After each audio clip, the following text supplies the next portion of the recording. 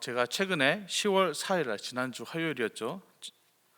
화요일에 세강교회에서 이제 강도사 인허를 받기 위한 면접을 보았습니다. 그리고 어제 강도사 인허를 이제 전도사님과 함께 받고 이제 돌아왔죠. 그 면접을 볼 때 면접관이셨던 목사님께서 이런 돌발 질문을 던지셨습니다. 전도사님들에게 있어서는 이제 앞으로 강도사가 돼서 이제 설교를 하실 때 설교란 무엇입니까? 이렇게 저에게 질문을 했죠. 그래서 이제 11명의 전도사님들이 한 분 한 분씩 돌아가면서 대답을 했습니다. 진리의 말씀을 선포하는 것, 하나님의 말씀을 더욱 확장시켜주는 확장기, 말씀을 쉽게 풀어주어 알려주는 것, 말씀을 통해 하나님께 안내하는 것이다 등등의 정말 다양한 대답이 나왔습니다. 모두 맞는 말이었고 전도사님들의 그 대답을 통해서 설교에 대해서 다시 한번 정의하게 되었고 다시 한번 그 깊이를 생각하게 되었습니다. 그리고 마지막으로 면접관이셨던 목사님께서 질문을 던지셨던 목사님이 또 이렇게 다시 한번 얘기를 해주셨죠. 설교란 맛있는 요리를 제공하는 것이다 라고 얘기해 주셨습니다. 다양한 재료를 갖고 맛있는 요리를 만들어서 우리에게 제공해 주는 것, 재료들의 맛을 최대한 살려서 좋은 요리를 대접하는 것, 이렇게 좋은 요리를 만들기 위해서 다양한 레시피가 개발되어야 하기 때문에 우리는 정말 말씀을 깊이 연구해야 한다. 그리고 말씀을 깊이 연구하기 위해서는 하나님과 진짜 오랜 시간 동행을 해야 한다. 최소 2-3시간은 기도를 해야 한다. 이렇게 얘기해 주시면서 저희들에게 정말 말씀을 깊이 연구할 것을, 그리고 깊이 하나님과 동행할 것을 저희에게 당부하셨죠. 목사님의 이야기를 들으면서 마음속으로 많은 회개를 하기도 했습니다. 그리고 다시 한번 초심으로 돌아가자. 정말 설교를 준비할 때 깊이 묵상하고 이 말씀을 어떻게 성도님들에게 이 재료들을 각 재료의 그 맛을 제대로 살려서 전달할까 하는 고민을 하면서 이렇게 속으로 다시 한번 다짐하게 되었죠. 그렇게 다짐하면서 집으로 돌아와서 이제 수요 설교를 준비하기 위해서 본문을 펼치고 읽는데 이런 생각이 갑자기 들었습니다. 나에게 있어 찬양이란 무엇일까? 저는 수요 설교를 할 때 자주 시편을 꺼내 들었었습니다. 그리고 이런 얘기를 자주 했었죠. 저는 찬양하는 것을 너무나도 좋아한다고, 찬양 자체를 정말 좋아한다고. 그리고 우리는 찬양을 할 때 때로 누구는 찬양하면서 기뻐서 춤을 추기도 하고, 또 누구는 손을 높여 들기도 하고, 또 누구는 눈물을 흘리기도 합니다. 왜 우리는 이렇게 찬양을 하면서 눈물을 흘리기도 하고 손을 높여 들기도 하고 기뻐서 춤까지 추게 되는 것일까요? 저는 이런 고민을 하면서 나에게 있어서 찬양은 무엇인지 한번 정의를 해보려고 노력해봤습니다. 그리고서 마지막에 답을 발견했는데 저에게 있어서 찬양은 소개서였습니다. 찬양을 쓴 분이 경험한 하나님을 소개하는 것이 바로 찬양이다 이렇게 생각한 것이죠. 오늘 함께 읽은 이 시편 145편 또한 찬양시입니다. 다윗은 죽기까지 정말 많은 시편을 썼고, 그리고 대부분의 다윗의 시편은 하나님의 위대하심을 찬양하고 있습니다. 그 시편에서는 하나님을 향한 그 자신의 뜨거운 사랑을, 열정을, 마음을 아낌없이 드러내고 있죠. 시편 145편 1편을 보시면 왕이신 나의 하나님이여 내가 주를 높이고 영원히 주의 이름을 송축하리이다. 하나님을 나의 왕이신 하나님이라 칭하고 있고, 그 하나님의 이름은 영원히 높이고 영원히 찬양하겠다고 지금 고백하고 있는 이 다윗이 그 사람의 직책은 무엇입니까? 왕입니다. 왕. 다윗은 정말 훌륭한 왕으로서 이스라엘을 다스리고 있었고, 그 훌륭한 왕이기 때문에 백성들 또한 다윗을 정말 열심히 칭송했을 것입니다. 그렇기 때문에 다윗은 너무나도 잘 압니다. 찬양받는 기분이 무엇인지. 충분히 교만해질 수도 있고 거만해질 수도 있었지만 그런 왕인 다윗은 하나님 앞에 고백합니다. 하나님만이 저의 왕이십니다. 하나님만이 찬양받기 합당하십니다. 하나님만이 높임을 받을 수 있습니다. 하나님의 이름을 영원히 찬양하겠습니다.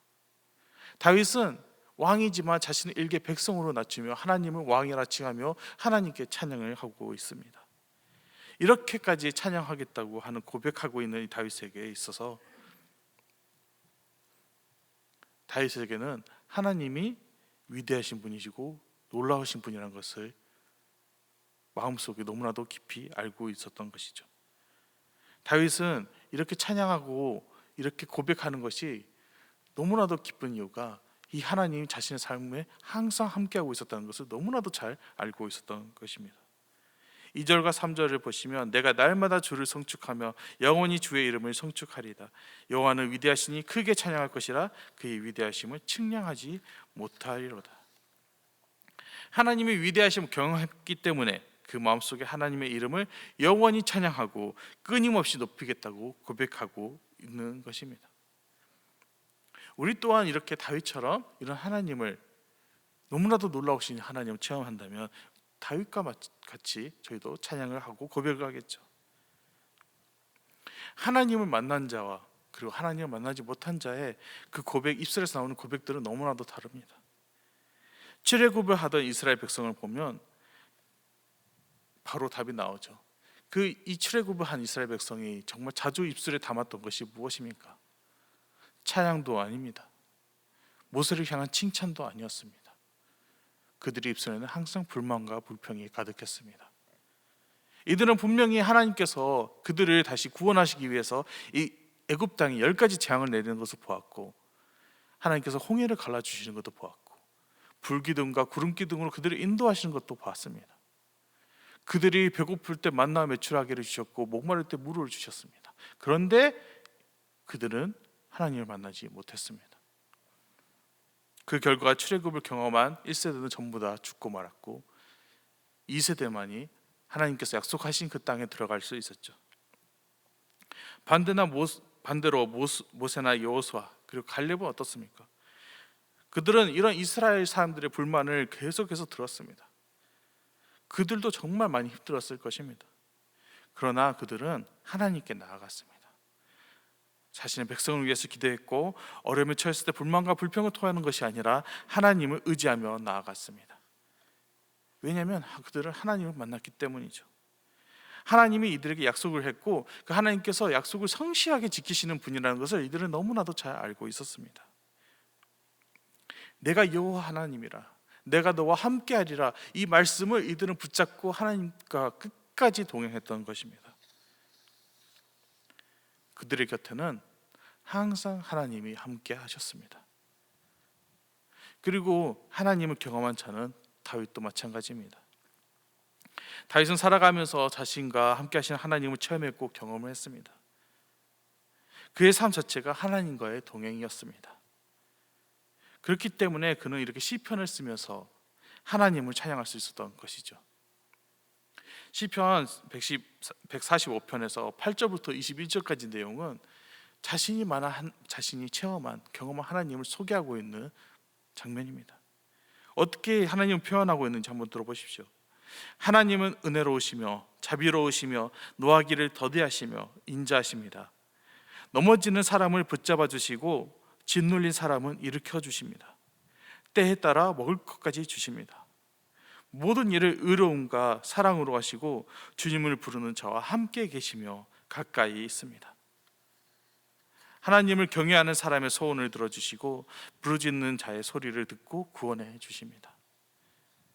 하나님을 사랑한 자 구원해 주셨고 악한 자를 멸하여 주셨습니다. 얼마나 놀라운 고백입니까? 이 고백은 다윗이 직접 체험했기 때문에 이렇게 표현할 수 있었던 것입니다. 다윗이 얼마나 하나님과 가까이 살아왔는지, 하나님과 얼마나 열심히 동행하고 살아왔는지 우리는 이 표현들 통해서 느낄 수 있습니다. 이렇게 자신이 체험한 하나님을 시로 표현해서 찬양을 하기 때문에 기뻐서 춤을 추게 되고 마음이 너무나도 뜨거워져서 눈물을 흘리기도 하고 하나님께 경배하며 하나님께 손을 높여들게 되는 것이죠. 우리 또한 이렇게 만난 하나님을 소개해야 합니다. 우리 또한 하나님을 계속해서 만나고 있습니다. 내가 만난 하나님을 고백해야 합니다. 소개해야 합니다. 이렇게 다윗처럼 하나님을 체험하려면, 하나님을 경험하려면, 그리고 그 하나님을 경험해서 고백하기 위해서 우리가 무엇을 해야 할까요? 첫 번째로는 바로 하나님을 사랑하는 것입니다. 하나님의 역사하심, 하나님이 보여주신 기적들을 바라본다고 해서 하나님을 만날 수 있고 하나님을 체험할 수 있는 것이 아닙니다. 앞서 이야기 드렸듯이 이스라엘 백성들은 하나님 행하신 놀라운 일들을 목격했지만 그들은 끝까지 하나님을 만나지 못했습니다. 우리가 해야 하는 것은 이스라엘 백성들처럼 그냥 이적과 기적과 그 놀라운 일들을 쫓는 것이 아니라 하나님을 사랑하는 것입니다. 성경의 인물 중에서 다윗처럼 하나님을 사랑한다고 이렇게 직접적으로 표현하는 사람을 그렇게 많지 않을 것입니다. 그는 시편 18편에도 이렇게 고백하고 있습니다. 나의 힘이신 여호와여, 내가 주를 사랑하나이다. 다윗은 하나님을 진심으로 사랑했기 때문에 이러한 고백을 할 수 있었던 것입니다. 하나님이 원하시는 바를 너무나도 잘 알고 있습니다. 하나님께서 우리에게 원하시는 것이 무엇일까요? 쉬지 않고 기도하는 것, 열심히 찬양하는 것, 헌금을 많이 드리는 것, 말씀을 잘 듣는 것, 선교사로 나가는 것, 아니면 전도를 많이 하는 것, 무엇일까요? 하나님께서 우리에게 제일 가장 바라고 계시는 것은 우리가 하나님을 사랑하는 것입니다. 이게 바로 제 1계명입니다. 다른 것이 아니죠. 한 율법사가 예수님께 찾아와서 이렇게 질문합니다. 예수님, 율법 중에서 가장 큰 율법이 무엇입니까? 예수님은 그 율법사에게 대답을 하죠. 네 마음을 다하고 목숨을 다하고 뜻을 다하여 너의 하나님을 사랑하라. 우리가 너무나도 잘 아는 본문입니다. 10계명의 내용입니다. 하나님을 사랑하는 것, 하나님 외에 다른 신을 두지 않는 것. 너무나도 잘 아는 본문인데 너무나도 쉽게 잊어버리는 것 같습니다. 머리로는 너무나도 잘 알고 있고 내용은 내 머릿속에 다 입력이 되어 있는데 마음으로 깨닫지 못할 때가 너무나도 많이 있습니다. 또 삶이 너무나도 바빠서 너무나도 힘들어서 그 사랑을 놓칠 때도 있습니다. 요즘 저에게 있어서 저에게 큰 고민이 하나 있습니다. 속히 해결돼야 되는 고민이고 정말 오랜 시간 기도해왔던 고민입니다. 바로 결혼입니다. 주변에서 갈수록 쪼아대고 있습니다. 네, 빨리 결혼하라고. 부모님도 이제 슬슬 예전에는 이렇게까지 얘기 안 하셨는데 갈수록 많이 얘기하시는 것 같더군요. 시간은 정말 번개처럼 흘러가고 있는데 저의 인생의 동반자는 어디에 숨어 있는지 보이지가 않습니다. 소개팅을 여러 번 나갔지만 다 결국은 저의 인생을 함께할 사람들이 아니더군요. 그래도 하나님께서 저에게 주시겠다고 한 약속이 있기 때문에 그 약속을 믿고 기다리지만 언제 이렇게 제가 아직 결혼을 하지 않았는데 부부의 사랑을 제가 이해할 수 있을까요? 또는 연애를 하지 않고 있는데 그 연인들의 사랑을 제가 이해할 수 있을까요? 아무리 이론으로 연애에 대해서 결혼에 대해서 빠삭히 알고 있다 할지라도 그 상대방을 만나지 않는 이상, 만나서 사랑하지 않는 이상 그 사랑에 대해서, 그 감정에 대해서 정확히 알 수 없습니다. 그래도 제가 사랑이라는 것을 제대로 알 수 있는 유일한 한 가지 방법이 있는데 그게 바로 부모님의 사랑입니다. 부모님이 전화를 통해서 가끔 메시지를 통해서 저에게 그냥 안부를 물어보실 때도 거기 안에서 이미 그 부모님의 사랑이 너무나도 잘 느껴집니다. 그 목소리에서 이미 다 느껴집니다. 정말 나를 걱정하고 계시는구나. 정말 나를 위해서 기도하고 계시는구나.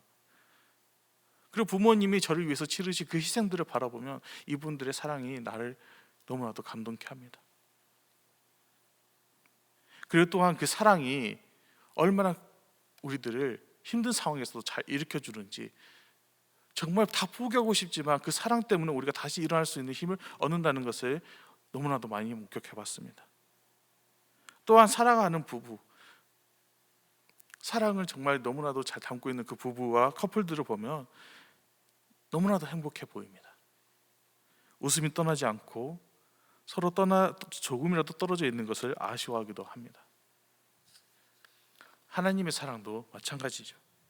하나님 우리를 사랑하셨기 때문에 자신의 독생자이신 예수님을 보내주셨습니다. 만약 하나님께서 우리를 진짜 단 1%라도 0.01%라도 사랑하지 않으셨다면 이런 일을 하지 않으셨을 것입니다. 십자가는 우리의 하나님의 증거입니다. 하나님 사랑의 증거입니다. 십자가를 바라볼 때 우리는 그냥 자동적으로 그게 느껴져야 합니다. 하나님께서 나를 사랑하시는구나. 하나님은 우리와 함께 하실 때, 우리와 함께 대화를 나누실 때 정말 행복해 하십니다. 그러나 사랑은 일반통일 수 없죠. 하나님 우리를 사랑하시지만 하나님은 우리 또한 하나님을 사랑하기 원하고 계십니다. 서로를 사랑할 때 그 사랑의 힘이 드러납니다. 그 사랑의 힘이 무엇이겠습니까? 회복시켜주는 힘, 살리는 힘, 구원의 힘입니다. 죄에 빠져 있는 우리를 다시 회복시켜 주시는 힘입니다. 힘들어하고 슬퍼 있고 좌절해 있는 우리를, 일상에 너무나도 많이 지쳐서 몸이 나약해져서 하나님을 잊어버려도 하나님이 사랑하시자 우리가 하나님께 사랑한다 고백할 때 다시 그 하나님의 사랑은 우리를 완전히 회복시켜 주십니다. 우리를 살려 주십니다.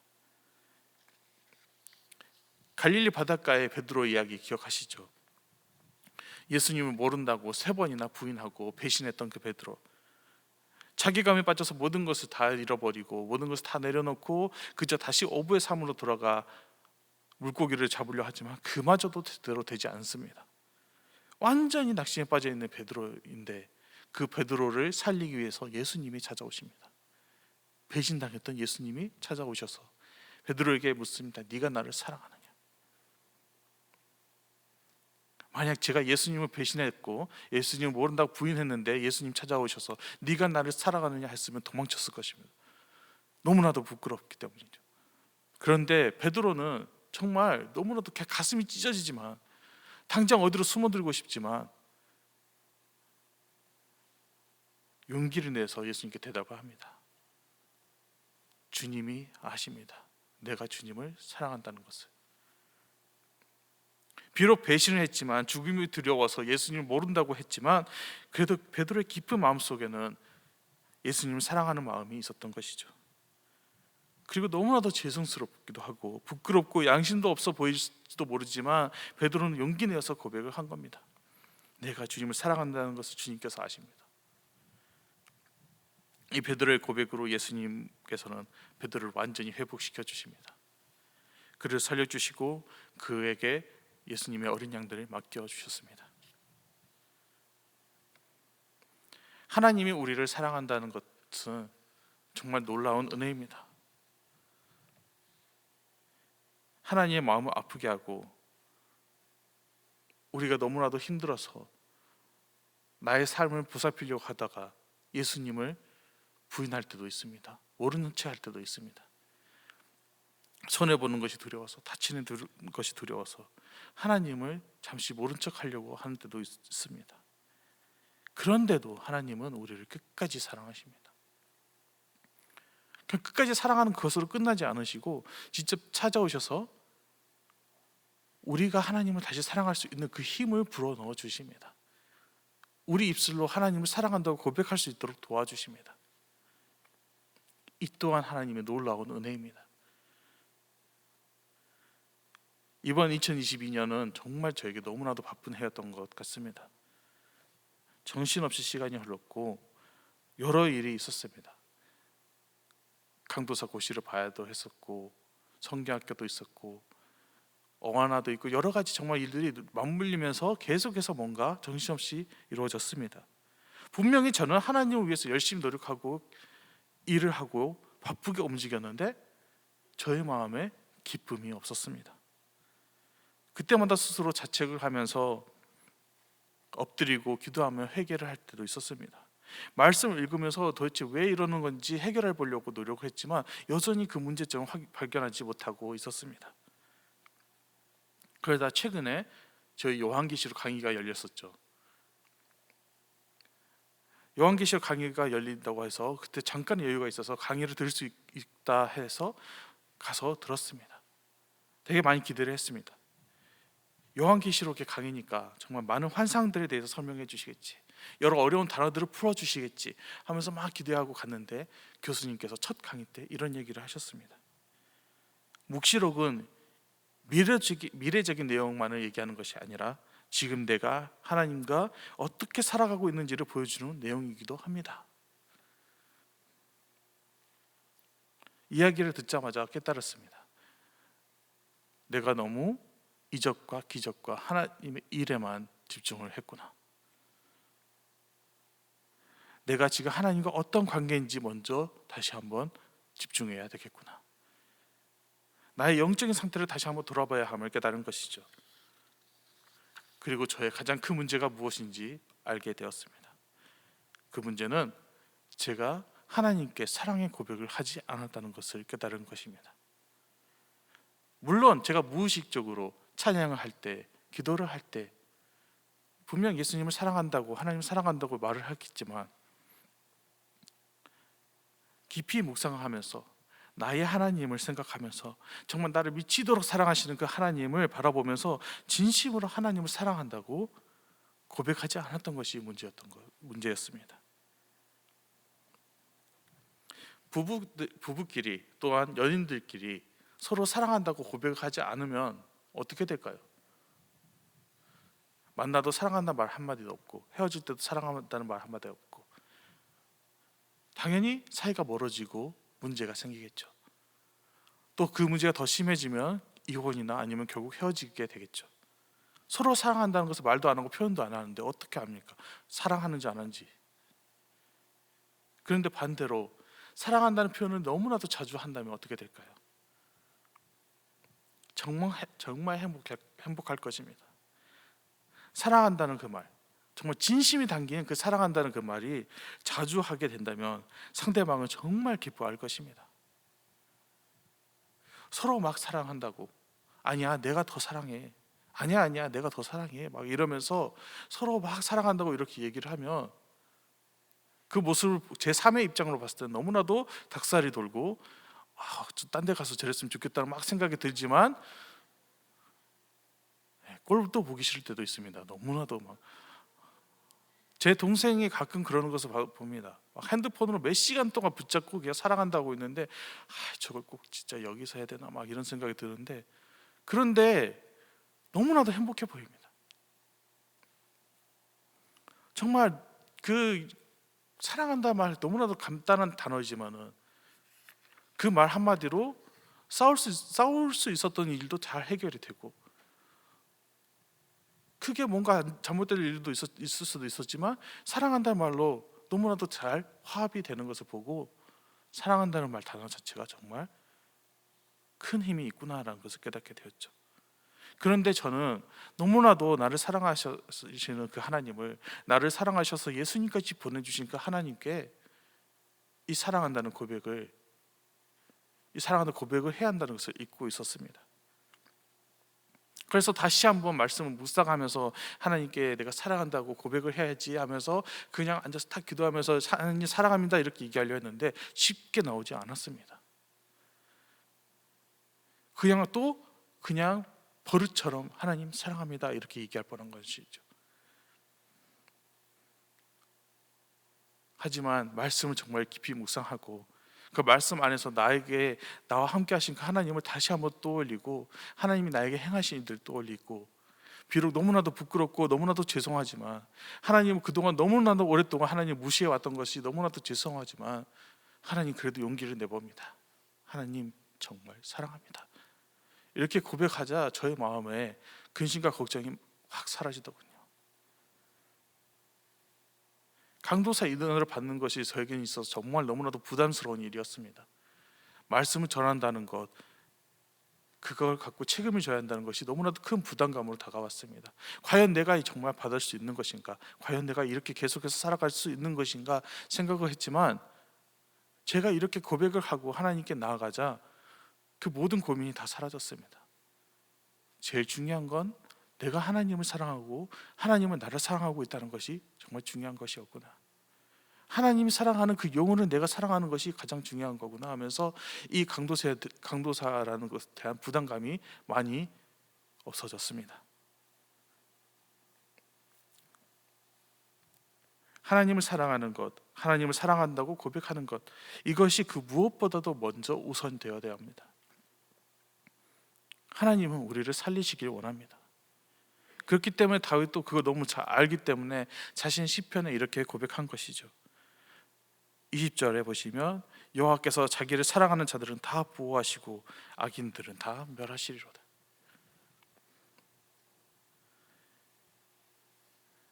계속해서 다윗이 체험한 하나님을 우리 또한 체험하기 위해서는 하나님과 계속해서 데이트를 해야 합니다. 우리 서울 홍성교회에서는 예수님과 함께 1시간 깨어있기 운동을 하고 있습니다. 최소 1시간을 예수님과 함께 깨어있는 것, 예수님과 함께 기도하는 것, 쉬우신가요? 1시간 깨어있는 거 어떠십니까? 1시간 기도하기가 너무 어렵게 느껴지는 분도 계십니까? 1시간이 너무나도 길게 느껴지는 분도 계십니까? 그런데 그거 아십니까? 1시간 깨어있는 것이 어려운 것이 아니라 나의 마음에 사랑의 문제가 있는 것입니다. 사랑하는 사람과 함께 있으면 시간이 어떻게 흐릅니까? 정말 빨리 흐르죠. 정말 쏜살같이 사라집니다. 벌써 시간이 이렇게 됐어 하면서 깜짝 놀라기도 합니다. 데이트를 하는데 5분 데이트하고 10분 데이트하고 헤어지는 커플을 저는 본 적이 없습니다. 최소 2-3시간입니다. 최소 2-3시간. 심지어 거의 열 몇 시간 동안 붙어있는 자들도 봤습니다. 와, 지겹지도 않을까 그런 생각이 드는데 그 다음날 또 만나서 3-4시간, 5시간 뭐지? 이러는데 정말 사랑하면 그렇게 모입니다. 만납니다. 시간을 보내는 것에 아깝지 않습니다. 심지어 소개팅을 나가서도 2-3시간은 소비합니다. 이렇게 우리가 정말 사랑하는 사람과 데이트를 할 때, 만나서 뭔가 즐거운 곳을 갈 때 우리가 어떻게 합니까? 상대방에 집중을 합니다. 나의 모든 생각과 뜨거운 눈빛과 그 사랑하는 마음은 오직 상대방에만 향해 있습니다. 다른 곳에 눈을 돌릴 시간이 없습니다. 이 사람과의 시간이 너무나도 소중하기 때문이죠. 어떻게든 이 사람을 웃게 만들고 싶고 행복하게 만들어주고 싶습니다. 아프다고 하면은 아무리 먼 거리라도 달려가서 위로해주고 싶습니다. 사랑하는 사람을 위해서 쓰는 시간과 돈은 전혀 아깝지 않습니다. 하나님을 사랑하면, 하나님과 데이트를 하면 이와 마찬가지입니다. 다른 신의 눈에 돌릴 시간이 없어요. 나의 모든 생각은 하나님으로 가득 차 있는 것이 당연하고 나의 눈빛은 오직 하나님만을 바라보고 있어요.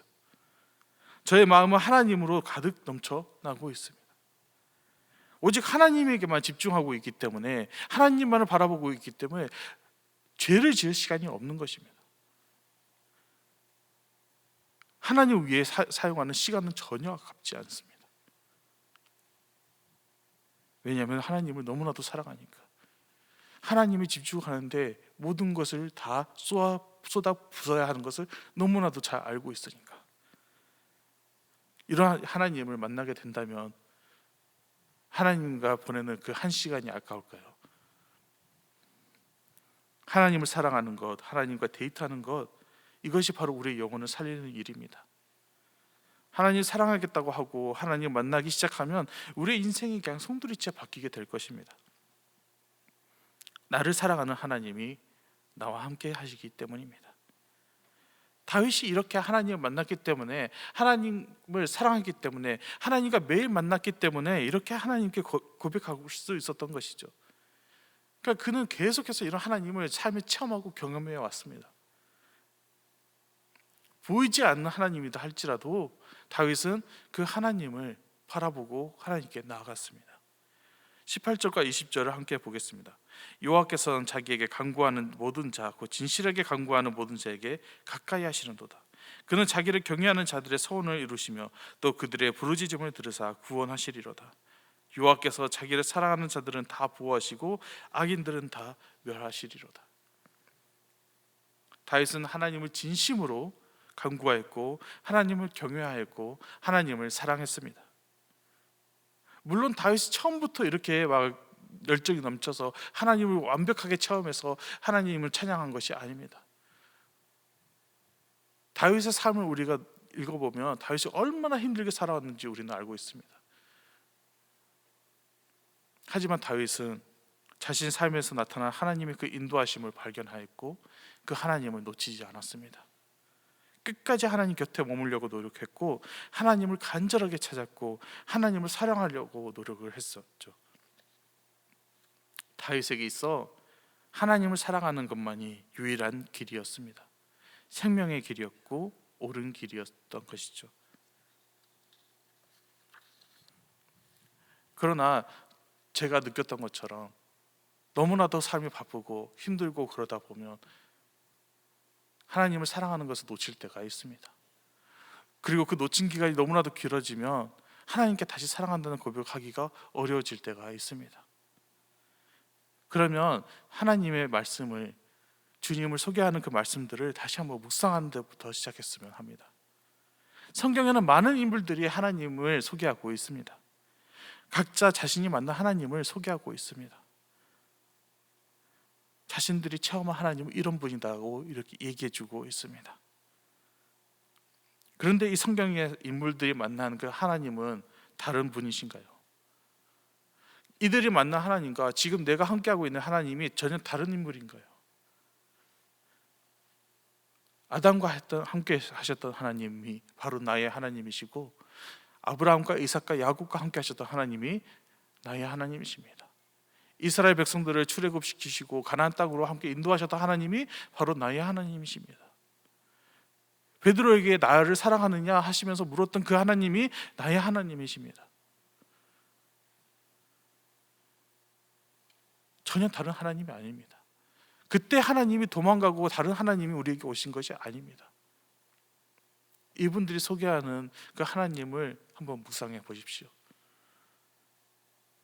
그리고 정말 중요한 것은 이 묵상하는 것을 멈추지 않는 것입니다. 묵상했다가 멈췄다가 또다시 묵상했다가 멈췄다가 하면은 창세기 읽었다 출애굽 읽었다 멈췄다가 다시 창세기 읽었다 출애굽기 읽었다 멈췄다가 또다시 창세기 읽었다 똑같은 것이죠. 그러면 창세기와 출애굽에서만 말씀하는 하나님밖에 알 수밖에 없습니다. 그런데 우리는 창세기부터 요한계시록까지 그 많은 수많은 인물들이 체험한 하나님을 그 안에서 발견하면서 그들이 체험했던 하나님을 나 또한 체험해야 합니다. 다윗이 소개하고 있는 이 왕이신 하나님 어떤 분이신지 우리가 깊이 묵상하면서 하나님께 고백하고 나아가면 우리 또한 그 하나님을, 다윗이 만났던 하나님을 만날 수 있습니다. 그런 하나님을 우리가 만나고 사랑을 받고 사랑한다고 고백을 하고 그리고 나의 하나님을 발견하여 그 하나님을 고백하며 많은 사람들에게 나의 하나님은 이런 분이시 하면서 전하는 우리 홍성교회 성도님들이 되기를 간절히 소망합니다.